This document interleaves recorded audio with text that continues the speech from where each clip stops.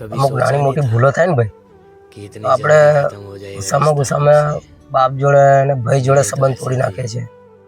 તો મેં એવું કહું છું કે ભલે સંબંધ તોડી નાખે, પણ ઘરની અંદર એક વ્યક્તિ હોય છે આપણી બેન, એ બેન જોડે કોઈ દિવસ સંબંધ નહીં કરવાનો. કેમ કે જ્યારે એ પારકા ઘરે જાય છે ને, તો એને ત્યાં સુખ મળે છે કે દુઃખ આપણે તો ત્યાં આગળ જોવા નહીં જતા. અને આપણી બેન આપણી જોડે બીજું કશું નહીં માંગતી, ખાલી આવે છે વારથી વાર જતી રહી, એના દુઃખની વાત બી શેર ના કરે આપણને.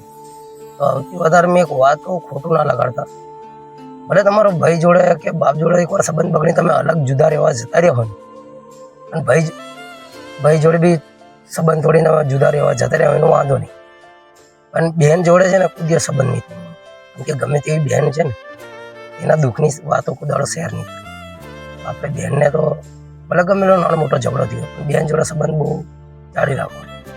અમુક સમયમાં અંદર છે ને આપણને કહેતી નહીં એના દુઃખની પીડા, અને આપણે બહુ વિચારીને શબ્દો મેં કહી રહ્યો છું.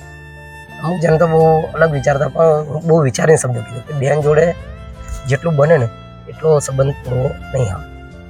બહેનની જોડે થોડીક નાની મોટી બોલાચાલી થાય, પણ એને અપનાવીને બોલાવીને આપો.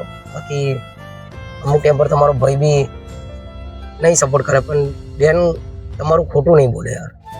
દરેક જોડે સેમ પોઝિશન નહીં થયું, બધાને અલગ અલગ થાય છે.